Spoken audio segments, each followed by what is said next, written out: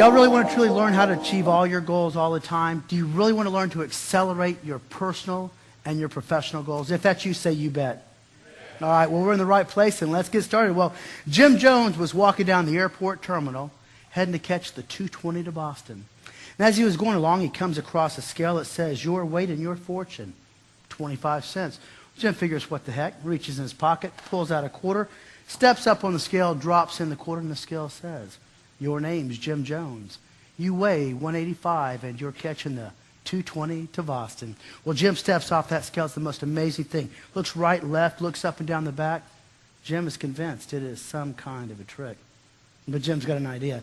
He reaches in his pocket, pulls out another quarter, steps up on the scale. Only this time, Jim pulls his hat way down over his face. He drops in the quarter, and the scale says, your name's Jim Jones. You weigh 185, and you're catching the 220 to Boston. Jim steps off, straightens out his hat. That is the most amazing thing he's ever seen. Now, he's fixing to head on down the terminal to catch the 220 when he remembers he saw a Starbucks back at the terminal a ways, and he wants a latte. So he turns around, heads on back down, gets to the Starbucks, orders a grande latte, pays the lady, grabs his latte, and now finally he's heading down the terminal to catch the 220. As he goes along, he comes across that scale again, and Jim just can't resist. Reaches in his pocket, pulls out another quarter, steps on the scale, drops in the quarter, and the scale says, your name's Jim Jones. You weigh 185, and you just missed the 220 to Boston. Ladies and gentlemen, what is your 220 to Boston? What is it that you keep meaning to do, but something keeps preventing you from taking action, causing you to miss your great opportunities in life? You know, the great statesman Benjamin Franklin said that most people die at 27. They're just not buried until they're 70. And what Ben meant by that quote was simply this, that by the time the average person reaches 27, they've allowed the obstacles of life, the simple fact they can't maintain focus, fear of failure, low self-esteem, or whatever obstacle it may be has prevented them from taking action. So here they are, 27, and they're dead, simply because they've allowed their dreams to die.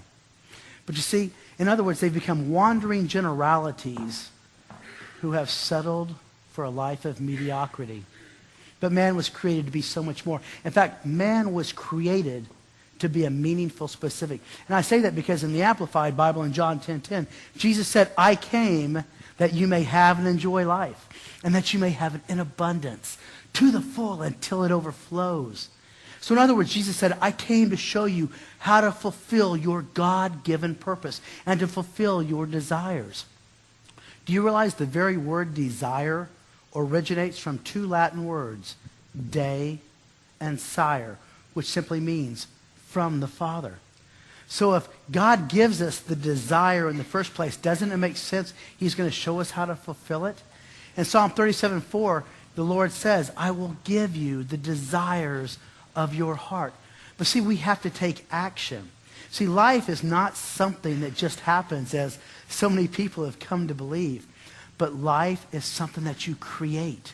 And the way that you create it is by having clearly defined and specific sets of goals for every area of your life.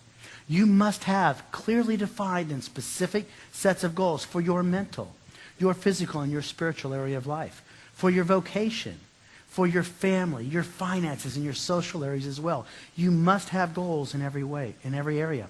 You see, the reason the Lord gives us desires is to stretch us. It's to cause us to grow. It's to make us become so much more than we are today. So the question becomes, if the reason we have these desires from the Lord is to grow, then why is it that so many people have settled for the life of mediocrity? Well, as a goals coach, I work with hundreds of people every year, and this is what I do, is teach on this. And I'm telling you, I have distilled it down to one simple thing. And that one simple thing is this: man's inability to effectively plan for the achievement of his goals. And I say that because what I've discovered is when I teach this formula to others, once they understand how to effectively plan for the achievement of their goals, they immediately overcome the obstacle of fear of failure and low self-esteem. They learn how to create major, laser-sharp focus on their goals, and instantly they begin to achieve so much more with their lives. But don't get on ourselves, because it's really not our fault. I mean, stop and think about this question a minute. Were you ever taught in school how to set goals that are congruent and relevant to your life, and then how to effectively plan for their achievement? No. I've asked that question to hundreds of people, and never once have I heard yes to that question. So people can doubt what I say, but my certainty overcomes their doubt. No, we're not taught that. And that's a shame, because in life, if you fail to plan, then you plan to fail. So, I'm sure we've all heard the saying that if you want to make God laugh, tell him your plans. We've all heard that, right? Well, I want to submit a different theory. I believe that if you want to make God smile, include him to be a part of your plans, because after all, he's the one that gave you the desires. He's going to show you how to fulfill them. In Psalm 33, we read that the counsel of the Lord stands forever. I want his counsel. So invite him in to be a part of your plans. So today I'm going to share with you my 8-step formula for effective goal planning. But before we get going, there's 3 things that I'm going to ask you to do. Number 1, I want you to truly listen to what I have to say. Be here with me today. Listen to what I say, because this is an area that I teach on every day. I'm an authority in this area. In my words, you're going to find some gold nuggets that if you grab hold of, I promise you, it will change your life forever. Number 2, I'm going to ask you to take notes. You've got the sermon notes in front of you. Please take the time to write down the things that you learned today, some things that maybe you haven't heard before, or some things you need to change in your life. Do you realize by simply writing it down, you've increased your retention and your comprehension by 400%? Not to mention, you've given yourself something you can refer to over and over again. And repetition is the key to true and lasting change. Then the third thing that I'm going to ask you to do is to commit with me right here and right now that you're going to take action on the things that I share with you. I mean, let's face it, we could all read the greatest book in the world on diet and exercise, but it's not going to yield us the same results as eating less and exercising more. We've got to take action on it. So let's commit today to take action on the things I share with you. Now, what makes this formula I'm going to share with you so powerful is, see, I grew up a little differently. I grew up in the home of a Dale Carnegie facilitator. So from the time I was very young, I was always being thrown this formula. We were always talking about principles of success and how to effectively apply them to our lives. I was always being told how to, different ways to plan for them. So it's been a part of my life. So for the last 28 years, I've tried, I've trued, and I have perfected this formula. And I've taught it to thousands of others. I have binder after binder after binder at home on my bookshelf that attest to the fact that this formula works. And I'm not saying that to be braggadocious. Trust me, I'm the first to tell you, I am just little Jimmy Driscoll from Spring, Texas. There is nothing special about me, and I know that for a fact because my wife tells me so every day. I'm absolutely certain of that part of my life. But I do know that the formula works. And the reason it works is because it is based upon the sound principles. Now understand, principles are simply the predictable outcome of an action. If you do this, this will be the result. And when you put them in a systematic format, you create a formula. And formulas always work for those who work the formulas. So today, think of the formula I'm going to share with you the way you would a combination to a lock safe. If you know all the numbers, if you know them in the correct sequence, but then if you take the correct actions, as in the number of spins, that lock will open for you every single time. Not sometimes, not now and then, but every single time. Because it's no longer based upon random luck. It is based upon principles. And as we've said, principles always work for those who work the principles. For you young people in here, think of it this way. If you can multiply 10 times 10 and get the right answer, then you can just as easily multiply 1,185,116 times 85,312 and get the exact answer. Completely different problem, same formula, same results. You get the right answer. So please, commit with me today to take action and follow the formula that I share with you. If you commit to that with me today, say you bet. All right, then I'm in the right place. Well, let's get started then to the 8 steps to effective goal planning. Step number 1 is simply this.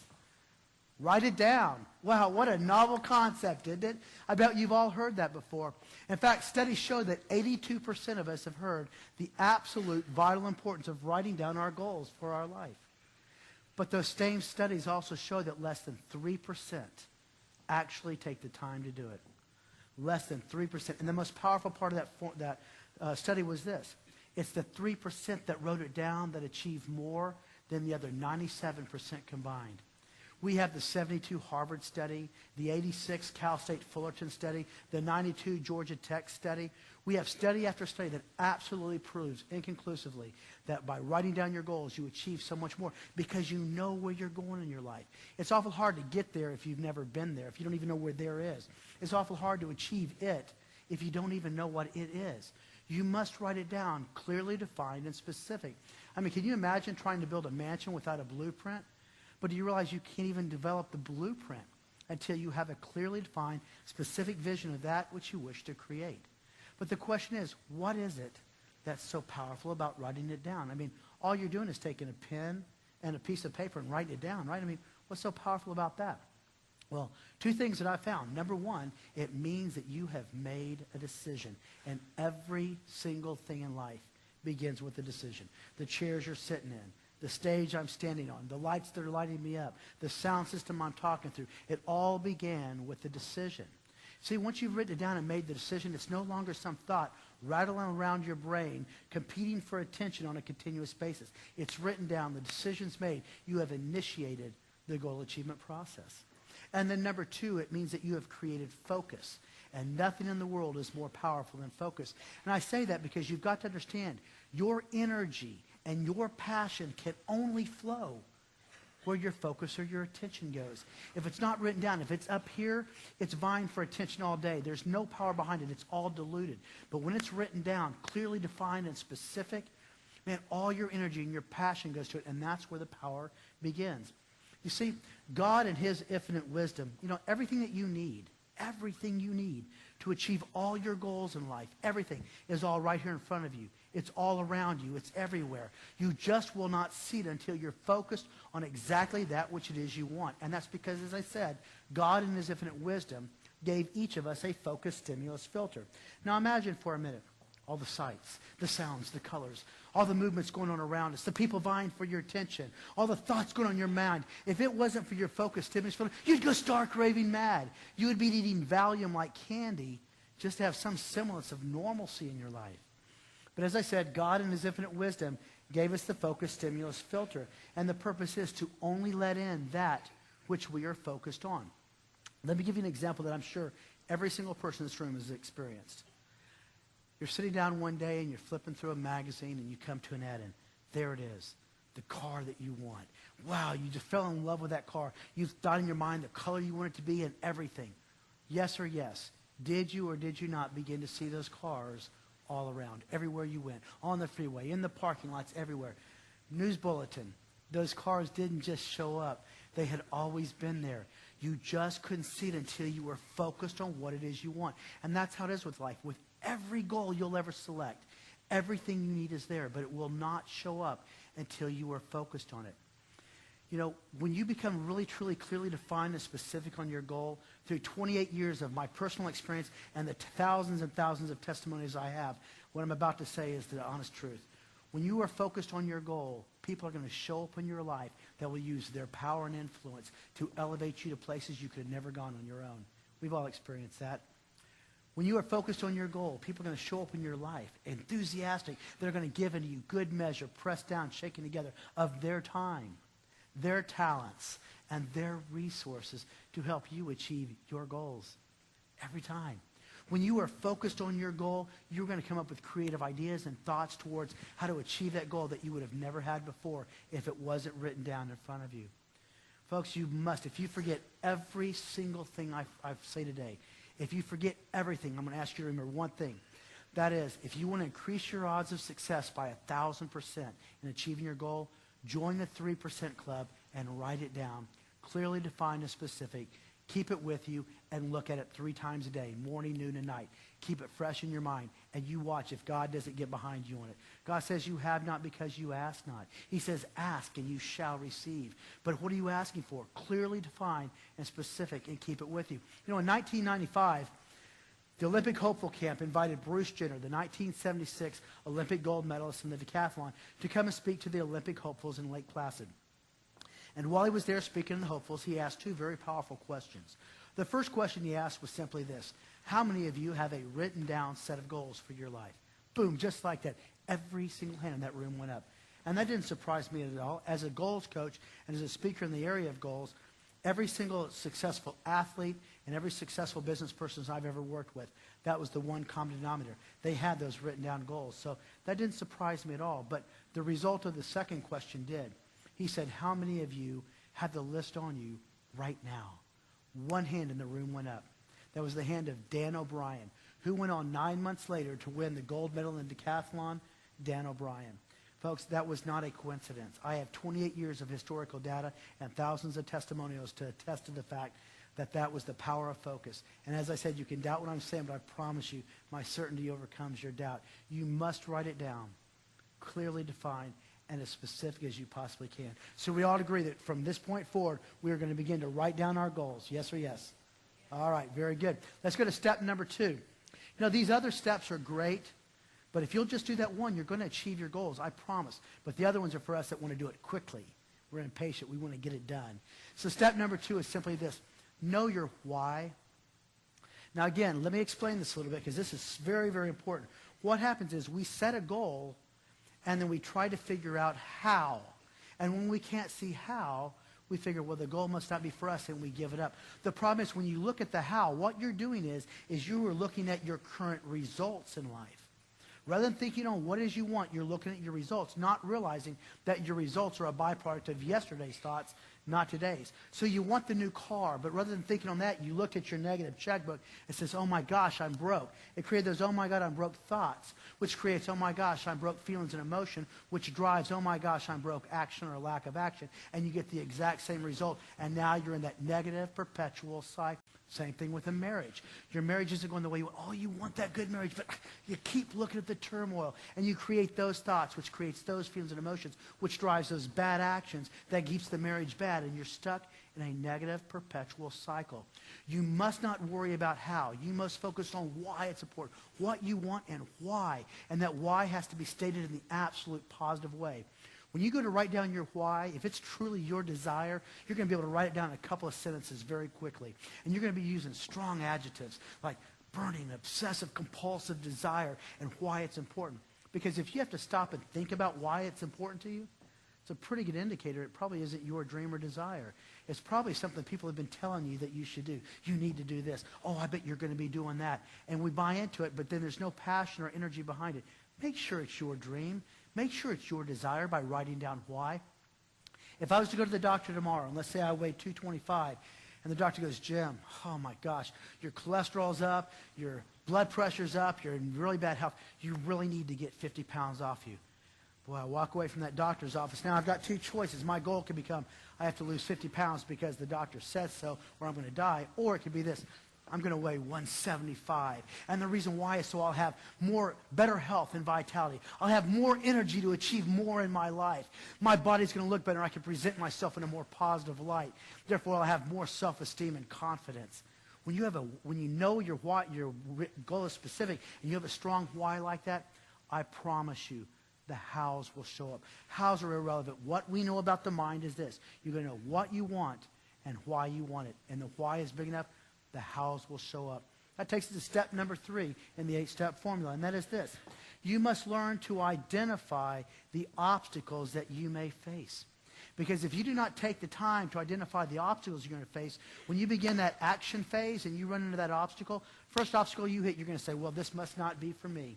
And you're going to bow on out. You're going to change your decision. But in life, when you commit to a goal, you never change your decision. You change your direction. You find a way around it, under it, over it, through it, but you never change your decision. To give yourself the best opportunity, do the best planning you can to identify the obstacles you may face. Now, let me share with you, when an airline pilot goes to get in his plane, he's identified the obstacles the best he can. He's looked at weather maps, checked for wind shears, he's checked all his emergency procedures, he's had a crew that's checked everything for him. He's planned for the obstacles the best he can. So he's got a lot of confidence. He knows how to plan for obstacles. But still, when you begin the action phase, some unforeseen things are going to happen. When an airline pilot takes off for the first 8 minutes, he is dead center on course. But once he cruises altitude, things outside of his control are going to happen. Gravitational pull of the earth, the sun, the moon, the stars is going to begin to pull him off a little bit. Does he say, oh my gosh, I'm off course, and change the decision and fly all the way back to Houston? Of course not. He makes thousands upon thousands of course corrections. but he ends up leading and making it to his destination. But he never changes his decision. And that's how it is in life. When you learn to identify the obstacles you may face and how you're going to overcome them, it builds your confidence in yourself up that you know how to overcome them when the unforeseen ones hit. Take the time to identify the obstacles you may face and how you're going to overcome them. That leads us to step number 4. Step number 4 is simply identify the specific. And let's focus on the word here, specific skills and knowledge that you're going to need. You know, no matter what goal you choose in life, there are specific skills and knowledge you're going to need. There are things that you don't know that you're going to need to find out. But one of the biggest things I've learned about becoming a master goal achiever is this. You don't have to be an innovator. Be a master imitator. There are people, no matter what your goal, there's people who have been there before you. Learn from them. Read the great books by them. Get their tape and CD series. If you can meet them personally, meet personally and so into their life. Take them to lunch. Learn the things that they know. Get them as a mentor. Get a good coach. But learn the specific skills and knowledge you need. Now, this isn't an excuse for procrastination. I'm not saying get all the skills and knowledge you need and then begin. I'm saying identify what you need and begin working on it. Read the great books by the people rather than read the newspaper. And no, trust me, Us Magazine, Weekly Magazine, Entertainment Weekly, those don't classify as quality reading materials. Find the good books on the things that you need to learn and use your time reading those things. Turn your car into your university. When I'm in my car, I will go out and buy a good CD series on the skills and knowledge I need. If I just listen to it just 30 minutes in the morning to work and just 30 minutes home at night, do you realize in 1 year's period, that's over 300 hours of specific skill and knowledge I have? Do you think if somebody were to give you 300 hours of specific skills and knowledge of what you want, you'd be an authority? I promise you, yes. I've been doing it for 28 years. That's why I achieve my goals so quickly. I utilize my time. See, successful people commit to continual improvement. They use their time to the best of their ability to obtain the things they need. Commit yourself. Create the habit. See, the things I'm teaching today are very simple, but they're not easy because they're new paradigms. They're new habits that we have to create. Take the time to identify the skills and knowledge you need. That leads us into step number 5, which coincides with step number 4, and that is identify the people, the groups, and the organizations that are going to help assist you in achieving your goal. Again, don't be an innovator. Be a master imitator. There are people that have gone before you. Identify the people, the groups, and the organizations and how you're going to align yourself with them. I mean, let's use an example. If I wanted to start a new business, the very first thing that I am going to do is I'm going to find somebody that's in that business that is very, very, very successful. That's the first thing I want to do. And then I'm going to introduce myself to them, and I'm going to sow into their life. That's what the law of sowing and reaping is about. Am I willing to sow into him? If so, people are inherent by nature to be very good people. People want to share with us. As long as you're enthusiastic and have a good attitude about what it is you want, you take him out to lunch and buy him a nice lunch or dinner, and then begin to ask him the very powerful questions. What obstacles did you face, and how did you overcome them? What skills and knowledge did you need, and how did you get it? What people, groups, and organizations did you align yourself with? And how did you align yourself with them? More importantly, ask him, if you could go back to the beginning planning phase, what would you do differently to help you achieve your goal quicker and more efficiently? And then be enthusiastic and take down notes. He'll keep telling you everything you need to know. That's how people are. We love to help other people, but only if their energy level and their passion matches ours. So be enthusiastic about it, and they'll share. Now, when you're done, don't stop there. I would go out and get a free consultation with a business consultant. I'd go get a free consultation with a CPA to find out the best way to set the business up. I'd join the Chamber of Commerce to get my business on a strong foundation. I'd join good networking groups to build mutually beneficial relationships where I help them build their businesses while they help me build mine. I would join the Toastmasters because I'm a firm believer that the quality of your life is dependent upon the quality of your communication, and dependent even more so on the quality of the questions that you ask to people. So those are the things I would do. But the point I want to make is don't be an innovator. Be an imitator. Find the people who have done it and sow into them and get them to align themselves with you. You'll find these people, they want to help you so much. I promise you, you will. So take the time to identify them. That leads to step number 6. This is where we're going to list our action steps. Now, what we do here is we're simply going to take everything that's in our brain that we can think of, and we are going to simply dump it onto paper. And remember, you do not have to know everything. That's not the objective of the listing the action steps. It's just get what you do know out, and then start giving it some semblance of a chronological order. I probably need to do this first, this second, this third. You'll start seeing the plan come together.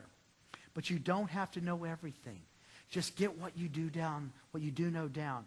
It's just like the headlights in your car. You've got to trust this formula like that. When you leave at night, you can't see where you're going. But you trust your headlights to take you 200 feet ahead, and then another 200 feet, and then another 200 feet, and to get you around the corner until you arrive at your destination. It's the same way. When you get your action steps down, remember what we said earlier. You're now focused on your goal. Everything you need is all around you. It will show up when you need it. For 28 years, I've been proving this fact, and I've got thousands of testimonials that attest to it. You've got to trust the formula. Formulas always work for those who work the formulas. So you've got your action steps out. Now let's go to step number 7. Step number 7 is where we establish our timeline for completion. In other words, we establish a deadline date. You see, until you have a timeline for completion, it's been said that goals are nothing more than dreams with a deadline. But what's so great about it is once you establish that deadline, you turn all that meaningless daily activity into directed action. Imagine, if you would, a basketball game. They've got their goals in place. But what makes the game a game? It's the timeline for completion. It's the time clock. When that clock is on, all that movement, all that activity, it has meaning. It's got purpose. It's directed action. And so much more gets done. There's more passion behind it. But when you take that clock out, it all becomes just regular activity. And that's how people today, so many people go through life. They wake up in the morning. They go out and do their activities. They come home at night. They feel tired. They don't understand why they're not getting any further ahead. It's meaningless activity that you're doing. You've got to turn it into directed action. Set your goals and give them a timeline for completion. Not to mention, it gives it a sense of urgency, and it prevents procrastination. And that's the biggest killer. We all go through this paralysis through analysis, trying to figure it all out. Begin to take action. Don't procrastinate. And that's what the timeline for completion will do for you. Then finally, it takes us to step number 8. And step number 8 is simply this. You must learn to create a reverse chronological timeline. A reverse chronological timeline. This becomes your blueprint or your map to success. What you do is you simply take another piece of paper and you begin with the end in mind. You know what the final goal looks like, exactly how it's going to feel and everything. Now you go back to step 6, your action steps, and you start putting those action steps in reverse chronological order. If your deadline date is March 15th, March 14th, 13th, 12th, 11th, 10th, all the way to today's date. And then you begin to put your action steps in reverse order. And what you'll find when you're done is you have a blueprint. You don't have everything on there you need, but you don't have to. What you need is going to show up. You just need enough to begin taking action. That's all you need. Action cures fear. Begin taking action and it goes away. Now, on your blueprint here, there's one very important thing I want you to do, and that is I want you to circle every single Friday on your reverse chronological timeline. And here's why. We are going to begin to develop new habits. See, the only difference in successful people and people who settle for a life of mediocrity lies in the difference of their habits. Successful people develop the habits of doing the things that unsuccessful people don't like to do, won't do, hate to do. Successful people, things aren't easy for them. It's the same for everyone. They've made up their mind to develop the habits of doing the things they have to do. That's all it is. So watch this. Self-esteem. The very word self-esteem is nothing more than doing the things you need to do each day that take you one step closer to your goals in life. What I mean by that is if you will learn to take, well, let me put it a different way. How many of you have ever had a to-do list? You had this big to-do list, and when you didn't get it done and you get home at night, you feel bad. You just feel like your day was, you're not in control. It's just a bad feeling. But when you had a to-do list, you got it all done, and you got home, you feel good about yourself. Your day was productive. That is a barometer of your self-esteem. So when you learn to create the habit of taking 1% of your day, opening up your day planner, going to your your reverse chronology timeline or your blueprint, and taking the things for that day out and transferring it to your day planner. You spend 1% planning. That's 15 minutes. 1% planning. That leaves you 99% to execute that plan. Now all of a sudden you're in control of your day. The day is yours to control. When you begin getting your things done on a daily basis, not only is it taking it closer to your goal, but but it's also building your self-esteem. As your self-esteem gets higher, you start getting little victories. As you get the victories, your confidence gets higher. As your confidence gets higher, you begin going after bigger and bigger and bigger goals. And pretty soon you're an absolute master goal achiever. You know in your mind, because of historical data and empirical data, there is nothing you cannot do. And when you hit that point, that is the best point in your life to be, is to know that you can do anything you put your mind to. But it takes a formula. And this formula always works. So let's work on building our self-esteem now by creating new habits of spending 1% of our day planning the day and then 99% executing. And then, as I said, on the blueprint, we circled the Fridays. We're going to develop another new habit. And that is creating Fridays as our benchmark or our evaluation day. We are going to create the habit of taking 30 minutes to evaluate our week. How we did that week that took us closer to our goals. It's okay if we get a little bit off. Because just like the airline pilot, we can now start making course corrections. We know where to put more focus on the next week. We'll reward ourselves for the things we did really good. We don't reprimand ourselves for what's bad. We just purpose ourselves to make it more of a focus the following week. Have you ever noticed that a carpenter carries a hammer in one hand and a level in the other? It's build, measure, build, measure. Build, measure. Because he knows if he puts that level down and builds for a while and comes back and measures and it's off, and it will be off, he's got a few bad choices. He's got to either tear it all down. It's going to take him a lot more time. Why not do what successful people do? Create Friday for Evaluation Day. Let's build for a week, and then let's measure where we're at, and let's make the corrections in when it's just a little tap to knock it back over and fix it while it's easy. Remember, successful people create the habits of doing the things that unsuccessful people don't do. We're here to create new habits this year. We're going to make 2008 the most powerful year of our whole life. Now, the last thing I'm going to ask you to do is this. To be truly successful and achieve your goals, you must be willing to create strong accountability. By strong accountability, I mean you need to be willing to go out and tell every single person you meet exactly what it is you're going to do and when you're going to do it by, and say it with pride. Because if you're afraid to tell people what you're going to do and when you're going to do it by, it's a pretty good indication that you're not truly committed. And what I found in life, that 99% committed is exactly the same thing as 0. There is no difference in 99 and 0. Because at 99, you still got to toe out the door. And when things get tough, and trust me, they will, you're going to slither on out and close the door behind you. But when you're in and you tell everybody what you're going to do and when you're going to do it by, that's 100% commitment. Remember what I said. The cycle of success is this. Dream, struggle, succeed. Dream, struggle, succeed. Dream, struggle, succeed. There are no shortcuts, folks. I wish there were, but there's not. But the struggle part is where our planning comes in. We must learn to embrace the struggle, not fight against it. Don't be wishing it would change. Wish for the strength to get through it and trust your plan. There are no shortcuts. See, life is a journey. It's not a destination.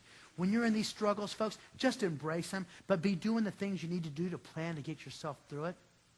So let's talk about what we've covered so far. We talked about the 8-step formula. Number 1, write it down, clearly defined and specific. Number 2, identify your why. Make sure the dream is yours and write it in a strong, positive statement using strong adjectives. Number 3, identify the obstacles you may face to the best of your ability and how you're going to overcome them. Step 4, identify the specific skills and knowledge that you're going to need to achieve that goal. Step number 5, identify the people, the groups, and the organizations that are going to help you and how you're going to align yourself with them.